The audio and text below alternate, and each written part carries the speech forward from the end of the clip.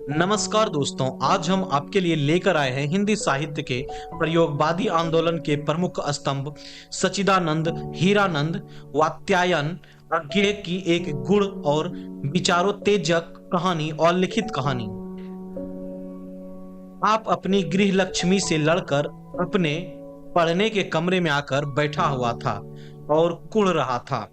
लड़ाई मैंने नहीं की थी और निरपेक्ष दृष्टि से देखते हुए कहना पड़ता है कि शायद उसने भी नहीं की थी, वह अपने आप ही हो गई।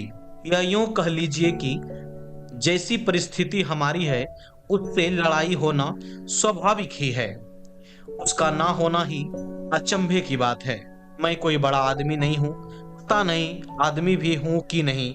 मैं हिंदी का कहानी लेखक हूँ और मेरी गृह लक्ष्मी एक हिंदी लेखक की गृह लक्ष्मी है। हिंदी लेखकों का और किसी लक्ष्मी से परिचय ही कब होता है? हम दोनों का जीवन बिल्कुल नीरस है, इसके अलावा कुछ हो भी नहीं सकता और इसीलिए हमारी लड़ाई अवश्यमय भवाई है, क्योंकि मैं कभी कभी यत्न करता हूँ अपनी कहानी के एटमॉस्फेयर द्वारा उस निरसता को दूर कर दूं जो हमारे जीवन में समा रही है। पर मेरी पत्नी यह नहीं कर सकती। उसका जीवन उस निरसता में गृह लक्ष्मी की सामान्य दिनचर्या में ऐसा जड़कर बांधा हुआ है कि वह हिलडुल भी नहीं कर सकती। अगर कभी हिलने की चेष्टा करे तो उसे दिन में दोनों को रोटी ना मिले, घर में चूल्हा ही ना जले। और कभी यह भी यत्न करता हूँ कि अपने को कहानी के एटमॉस्फेयर में ना भुलाकर कहानी का एटमॉस्फेयर ही घर में ले आया जावे, ताकि हम दोनों उसका रस ले सके। किंतु लड़ाई हो जाती है, जैसा आज हुई है। मैं एक प्रेम कहानी लिखता उठा था, प्रेम की भावुकता से छलकती हुई, और उसके वाक्य मेरे कानों में अभी गूंज रहे थे। मैं एकाएक उठकर रसोई में गया, देखा गृह लक्ष्मी अनारदाना पीस रही है। इससे मैं तनिक तत्प्रभ नहीं हुआ। उसे संबोधन करके वे वाक्य दोहराने लगा। उसने विस्मय से मेरी और देखा और झुंझलाकर बोली, यह सब काम करना पड़ता तो ता लगता। यदि मैं इतने से ही घबरा जाता तो क्या खाक प्रेमिका होता? मैं और भी कहने लगा। उससे गुस्सा आ गया, बोली, तुम्हें शर्म भी नहीं आती? मैं काम करती मरी जाती हूँ, घर में एक पैसा नहीं है और तुम बहके चले जा रहे हो वैसे मैं कोई थिएटर की।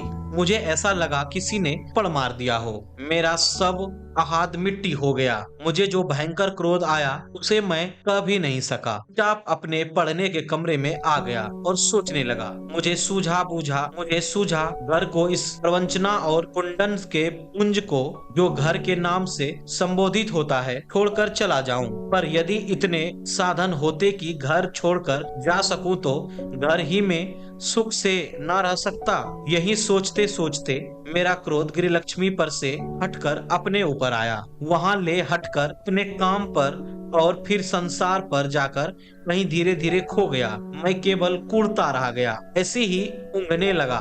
ऊँघते ऊँघते मुझे याद आया, तुलसीदास भी अपनी स्त्री के मुख से ऐसी एक बात सुनकर विरत हो गए थे और तुलसीदास बन गए थे, और एक मैं हूँ। मुझे सूझा इस विभेद को कहानी में बांधकर रखूं, अपने जीवन की सारी विशेषताएं उसमें रख दूं। नींद आने लगी। मैंने मेज पर पड़ी हुई किताबों को एक ओर धकेल कर सिर रखने की जगह निकाली और वहीं मेज पर सिर टेक कर सो गया। नींद खुली तो उस डेढ़ में से एक किताब खींची और विमनस्क सा होकर उसके पन्ने उलटने लगा। एकाएक मेरी दृष्टि कहीं अटकी और मैं पढ़ने लगा। तुलसीदास के जीवन की सबसे महत्वपूर्ण घटना थी वह जब वे अपनी पत्नी के घर गए और उसकी फटकार सुनकर एकाएक विरत हो गए। इसी घटना ने उनके जीवन को बना दिया, उन्हें अमर कर दिया। नहीं तो वे उन साधारण सुखी सामान्य प्राणियों की तरह जीवन व्यतीत करते जो अपनी जीवन संध्या में देखते हैं कि उनके जीवन में कोई कष्ट नहीं हुआ, किंतु साथ ही महत्व की बात भी कोई नहीं। उनका जीवन सुखी रहा है उनके लिए, किंतु संसार के लिए टीका व्यर्थ निष्फल। पुरुष प्रेम की स्वाभाविक गति है स्त्री की ओर, किंतु जब वह चोट खाकर उधर से विमुख हो जाता है, वह कौन कौन से असंभव कार्य नहीं कर दिखाता, किंतु वह तभी जब उसे उसके इसके इसके अनुकूल क्षेत्र मिले। ऐसा भी होता है कि वह चेष्टाएं करके रह जाता है, स्त्री से विमुख होकर भी वह अपने को ऐसा आबद पाता है कि और किसी ओर नहीं जा पाता, बढ़कर मर जाता है। इसी तथ्य को लेकर इस कहानी के लेखक ने यह छोटी सी कहानी गढ़ी है। यह क्या है? जो कहानी मैं लिखने को था वह पहले लिखी जा चुकी है, और एक बिल्कुल अज्ञात लेखक द्वारा, जिसकी कहानी समझाने के लिए संपादक को इतनी लंबी भूमिका बांधनी पड़ी है। मैं समझता था वह मेरी ही अभूतपूर्व सूझ है, मेरी सब्र था अपनी रचना जो मेरा नाम अमर कर देगी, किंतु वह भी दूसरे को सूझ चुकी है, दूसरे द्वारा लिखी और प्रकाशित की जा चुकी है। एक अज्ञात लेखक द्वारा हाय अत्याचार मैं पन्ना उलटकर वह कहानी पढ़ने लगा। जो कहानी केवल कहानी भर होती है उसे ऐसे लिखना कि वह सच जान पड़े सुगम होता है, किंतु जो कहानी जीवन के किसी प्रगुण रहस्यमय सत्य को दिखाने के लिए लिखी जाए उसे ऐसा रूप देना कठिन नहीं, असंभव ही है। जीवन के सत्य छिपे रहना ही पसंद करते हैं, प्रत्यक्ष नहीं होते। उन्हें दिखाना हो तो ऐसे ही साधन उपयुक्त हो सकते हैं जो प्रत्यक्ष ना करे, छिपा ही रहने दे, जो छायाओं और लक्षणों के आधार पर उसका आकार विशिष्ट कर दे। और बस इसीलिए मैं अपनी इस कहानी को ऐसे अत्यंत असंभाव्य रूप में रखकर सुना रहा हूँ, इस आशा में कि जो सत्य मैं कहना चाहता हूँ वह इस रूप में शायद रखा जा सके, पाठक के आगे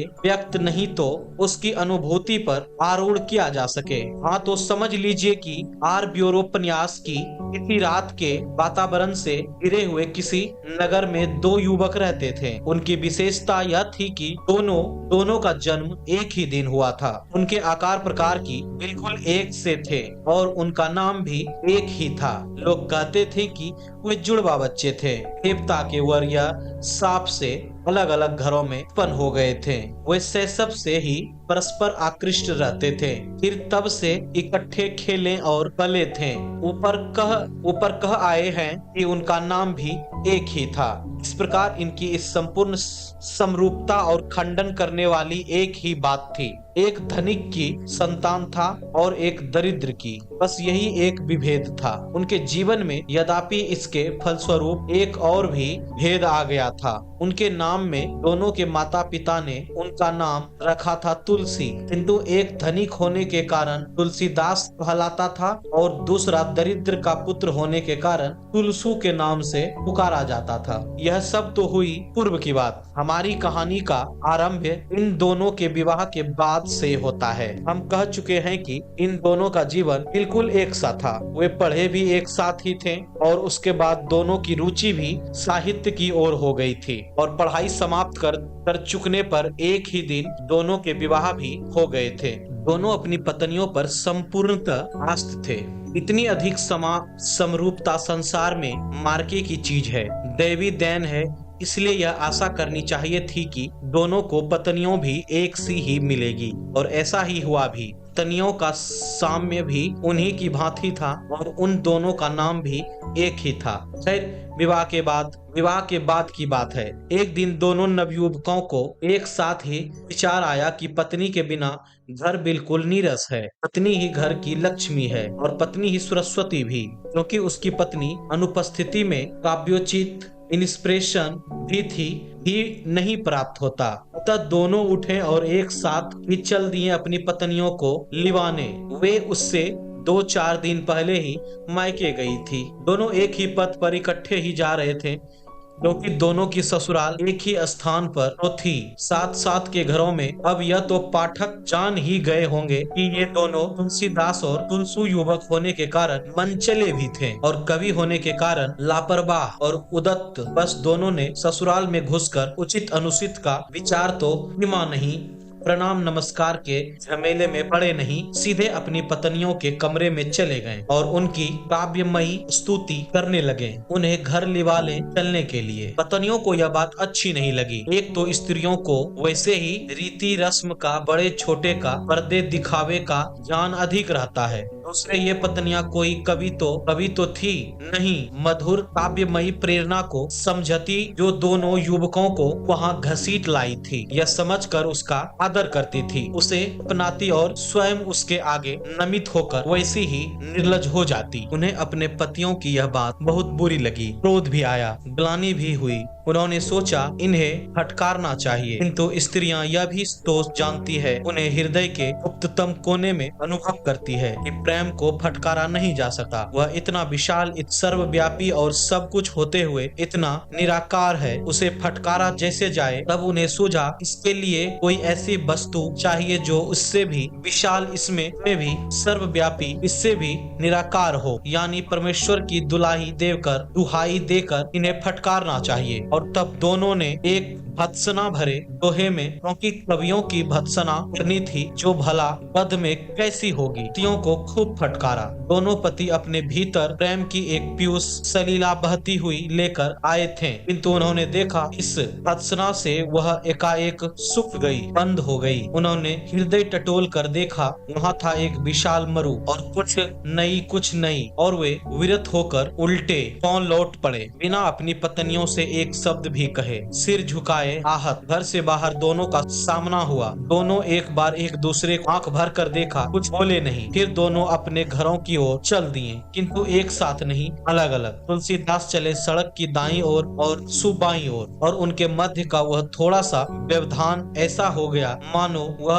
ब्रह्मांड के विस्तार का बृहत्तम व्यास है, और वे दोनों उसके छोरों पर बंधे हुए निकट नहीं आ सकते। और ऐसे ही वे अपने अपने घर जा पहुँचे। वह जो देवी दैन थी, मानो लुट गई, मानो उस भर्त्सना भरे दोहे के दाह में भस्म हो गई। तुलसीदास और तुलसू के जीवन बिल्कुल एक दूसरे से अलग हो गए। उसमें अगर कुछ समता रह गई तो उनका भूत जो मर चुका था, और उनके भविष्य, वहाँ से उनकी कहानी अलग अलग कहना ही ठीक है। तुलसीदास ने घर पहुंचकर निश्चय किया, अब वे कभी स्त्री का नाम नहीं लेंगे। मुंह देखना तो दूर, उनका सारा मस्तिष्क स्त्री मात्र के प्रति एक विरत ग्लानि भाव से भर गया। उनके जीवन की फिलॉसफी, जो अब तक स्त्रियोन्मुख थी, अब उधर से विमुख हो गई। उन्होंने देखा स्त्री केवल पुरुष के पतन का एक साधन है, एक मिथ्या मोह, जिससे बचना, जिसकी ताड़ना करना, जिसे जीवन से उन्मूलित करना पुरुष का परम कर्तव्य है। स्त्री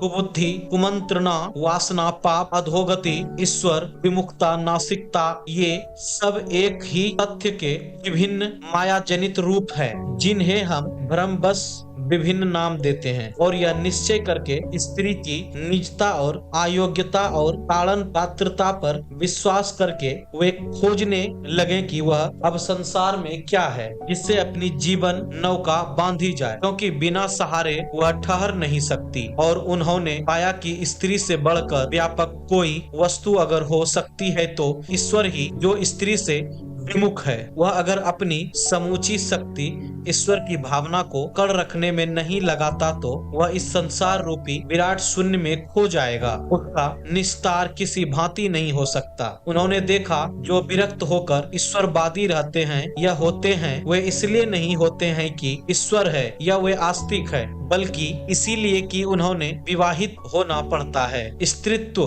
भावना, प्रेम भावना को न मानने पर उनके लिए एकमात्र पथ यही रहता है कि ईश्वर भावना के आगे सिर झुकाए, क्योंकि कहीं तो सिर झुकाना ही पड़ता है। यह सब उन्होंने इस रूप में नहीं देखा, यह देखा भी तो बहुत जल्द भुला दिया। मानव के मस्तिष्क में एक ऐसी शक्ति है जो कठोर सत्य का गहन करती है, पहले उसे कोमल बना लेती है, अपने अनुकूल कर लेती है, अपने बड़प्पन के आगे झुका है। वही तुलसीदास के मन में भी हुआ, और वे नहीं जान पाए कि उनकी इस आस्तिकता का, इस धर्मपरायणता का, इस श्रोणमुख भक्ति, इस परमानंद का मूलोद्भव कहाँ से हुआ है। खैर, तुलसीदास ईश्वर सेवा का व्रत लेकर घर से निकल पड़े, देशाटन करने लगे। देश के विभिन्न विद्यापीठों और बौद्धिक संस्थाओं को देखकर अपना ज्ञान और अनुभव बढ़ाने लगे। वे जहाँ जाते उनका स्वागत होता, लोग उन्हें अपना रहस्य दिखाते और उनकी संपत्ति मांगते, क्योंकि वे एक तो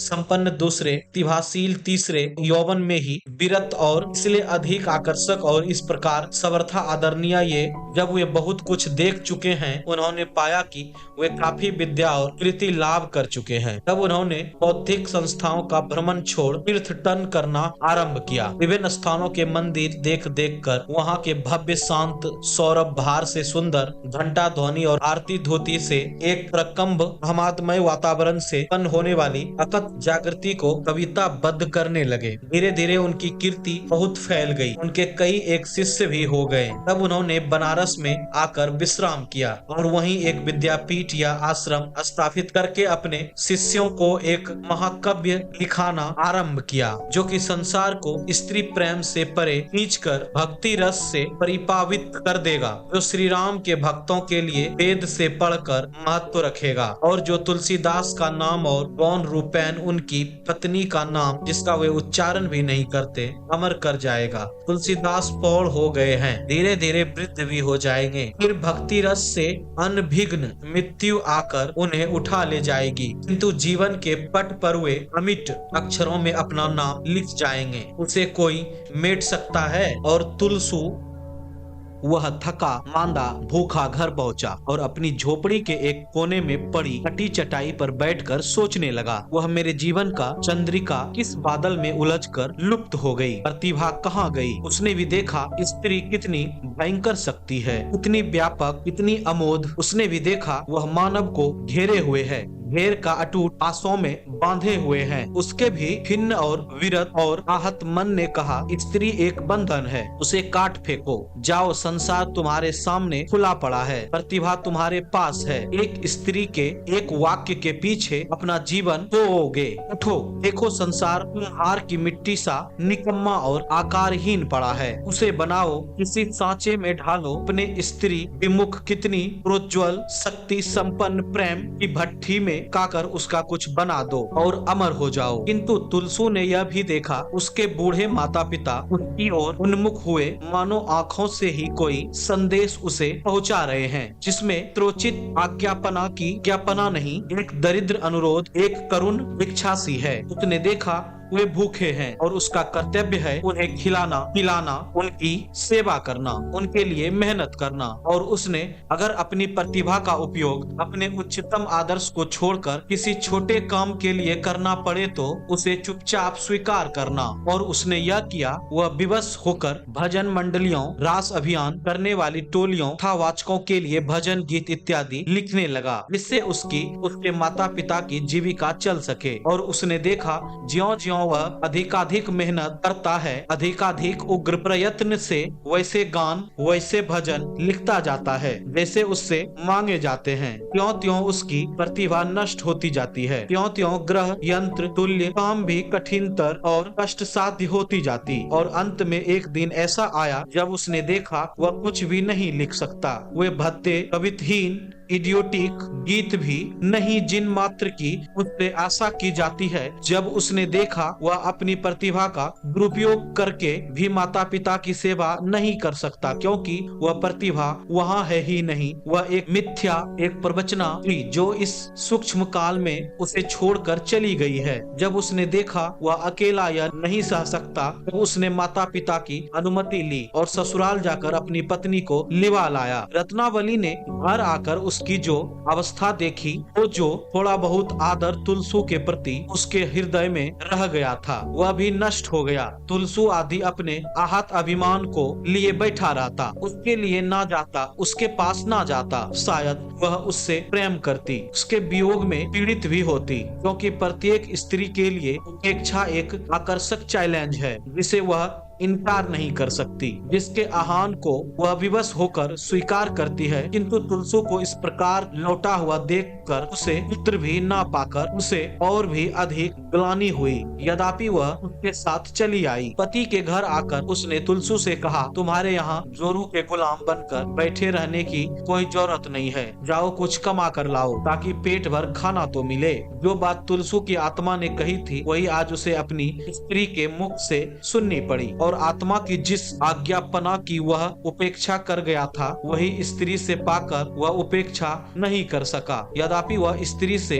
विरत हो चुका था, वह भी निकला उसी पथ पर जिस पर तुलसीदास गए थे, उसी पथ पर, किंतु उससे कितने विभिन्न पथ पर तुलसी जहाँ जाता वहीं उसकी उपेक्षा होती। क्योंकि भारत में दरिद्रों की कब कमी हुई और उसकी ईश्वरोपासना लोग कहते घर में खाने को कुछ नहीं है तो ईश्वर भक्ति के लिए फिरता है। और यौवन, लोगों ने कहा शर्म नहीं आती, ऐसा जवान होकर भी आलस के दिन काटने चला है, जाकर मेहनत मजदूरी करते नहीं बनता। और प्रतिभा उस दरिद्रता की चक्की में पीस कर बची भी होती तो वे क्या इस घातक उपेक्षा में दिख पाती। 1 महीने के बाद तुलसी लौट आया, भूखा प्यासा नंगा, छाती की एक एक पसली दिख रही थी, मुंह खींचा हुआ सफेद मानो हड्डी पर सूखा चाम तान कर लगा दिया गया हो, आंखें धसी हुई मानो अपनी ही लज्जा देकर लज्जा से गड़ी जा रही हो। लौट आया और झोपड़ी के आंगन में धूप में ही बैठ गया। अपने घर में भीतर जाकर स्त्री का सामना करने का साहस ना पाकर लौट आया और आंगन में धूप में बैठकर रोने लगा। ऐसे रोना जो कि जीवन में एक बार रोया जाता है, ऐसा रोना जो कि और सब रोने से भयंकर और घातक होता है, बिना मुखाकृति बिगाड़े। यद्यपि और बिगड़कर मुखाकृति क्या होती? रोना बिना आंसू बहाए रोना, रोना कहीं प्राण के भीतर। तभी उसकी स्त्री बाहर आई और उसे ऐसे बैठे देखकर तीखे व्यंग के स्वर में बोली, लौट आए? हाँ बैठो, जरा सुस्ता लो, बहुत काम कर आए हो। एक वह है जिसका यश दुनिया गाती है, जिसने विरत होकर भी अपने साथ ही अपनी स्त्री का नाम भी अमर कर दिया। और एक तुम, शर्म हया कुछ होती तो डूब मरते उसी दिन जब। और फिर तुलसी के कमरबंद में खोसी हुई कलम देखकर पुनः धक कर लिखते हैं, काव्य करते हैं। इससे तो मेरी यह भोड़ी छुरी ही अच्छी है, साग पात तो काट लेती है, कुछ काम तो आती है, कहकर उसने हाथ में ली हुई छुरी तुलसी के सामने पटक दी और वापस भीतर चल दी। 2-1 कदम जाकर रुकी और अपने व्यक्तित्व का सारा जोर, अपने पत्नी हृदय की सारी ग्लानि, अपने स्त्रीत्व से संक्षिप्त सारा तिरस्कार एक शब्द में भरकर बोली, लेखक। और फिर भीतर चली गई। तुलसी का प्याला भर आया, वह मुग्ध दृष्टि से उस छुरी की ओर देखने लगा, धीरे धीरे गुनगुनाने लगा, वह भोड़ी छुरी अच्छी है, साग पात तो काट लेती है, कुछ काम तो आती है। उसने देखा स्त्री ही संसार की सबसे बड़ी शक्ति है, स्त्री का प्रेम ही संसार की सबसे बड़ी प्रेरणा। जब वह स्त्री से विमुख होता है तब भी उसकी शक्ति नष्ट होती, परिवर्तित हो जाती है और कार्यों में लग सकती है। उसने देखा उस एक दोहे के फलस्वरूप वह क्या कुछ नहीं हो सकता था, किंतु नहीं हुआ, इसीलिए कि जो शक्ति उसे बनाने में लगती वह सारी खर्च हो गई। उन छोटी छोटी अत्यंत क्षुद्र झंझटों में वह लड़ता तो रहा, किंतु उन्नति की ओर बढ़ता हुआ नहीं, अवनति से बचता हुआ मात्र। और अपनी हार मानकर भी उसने जाना, वह एक बहुत बड़ा तथ्य पहचान गया है जो शायद तुलसीदास ने भी नहीं पहचाना, कि स्त्री का प्रेम ही संसार की सबसे बड़ी और अचूक प्रेरणा है, चाहे वह कोई रूप धारण करके अभिभूत हो। उसने जाना वह रुद्र होकर, नष्ट होकर भी जीवन पर अपना अधिकार बनाए रखता है। जैसे अब वह स्त्री से कभी कभी का विरत हो चुका है, किंतु उसकी स्त्री जो प्रेरणा कह रही है उसे क्या वह कभी भी टाल सकता है? उसका ध्यान फिर उस छुरी की ओर गया, वे शब्द फिर उसके कानों में गूंजे, वह भोड़ी छुरी ही अच्छी है। उसने छुरी उठाई, उंगली से देखने लगा कि क्या सचमुच भोड़ी है, साग पात तो काट सकती है, उतनी अधिक भोड़ी नहीं है, कुछ काम तो आती है, कुछ काम, क्या काम? वह अचूक प्रेरणा तुलसी ने वह छुरी अपने हृदय में भोंक ली। तुलसीदास और तुलसी फिर मिले बनारस के एक घाट पर। हमने आरंभ में कहा था कि तुलसीदास और तुलसी आख्योपन्यास की हमने किसी रात के वातावरण से घिरे हुए किसी नगर में रहते थे और वहाँ हम उन्हें ले आए हैं बनारस में। पर यह इसलिए नहीं कि हमारी कहानी झूठी है,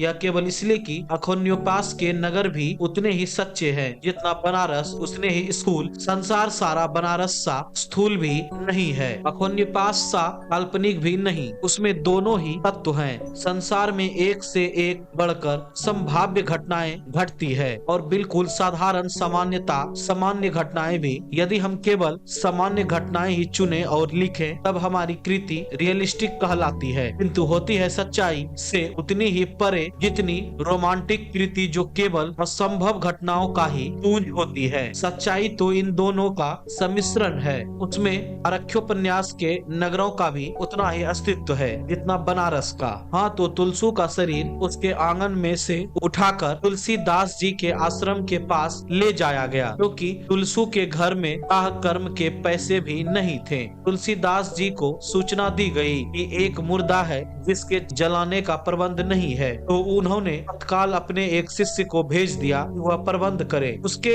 चले जाने के बाद किसी ने कहा वही तुलसू था जो, और तुलसीदास ने मानो बहुत दूर की कोई बात याद करने का प्रयत्न करते हुए दोहराया, अच्छा वही तुलसू था तो, और फिर अपनी भक्ति की शांति में लीन हो गए। लोगों ने कहा धन्य है ये जिन्हें स्वप्न, पता नहीं क्यों मैं चौंक कर उठ बैठा। मैंने जाना है वह सब पढ़ नहीं रहा था, वह स्वप्न मेरी कल्पना दौड़ रही थी, वह मेरे जागृत विचारों का प्रक्षेपण मात्र था। मुझे ध्यान हुआ यह बनी बनाई कहानी है। मैंने कागज लिए, कलम उठाई और लिखने को संदग्ध होकर बैठा। हाँ, कहाँ से आरंभ हुई थी, कैसे, याद नहीं आई। मैं झुंझला उठा। तब तो अंश याद थे, वे भूल गए। मुझे याद रही केवल एक बात की मेरी गृहलक्ष्मी रोटी पका रही थी। मैं उससे लड़कर यहाँ बैठा था और सोच रहा था कि तुलसीदास क्या। तभी मैंने ना जाने क्यों घूम कर देखा, पीछे मेरी पत्नी खड़ी है और क्रुद्ध नहीं है। मुझे घूम कर देखकर उसने नीरस स्वर में कहा चलो रोटी खाओ। मैंने देखा उस स्वर में क्रोध नहीं है तो प्रेम भी नहीं,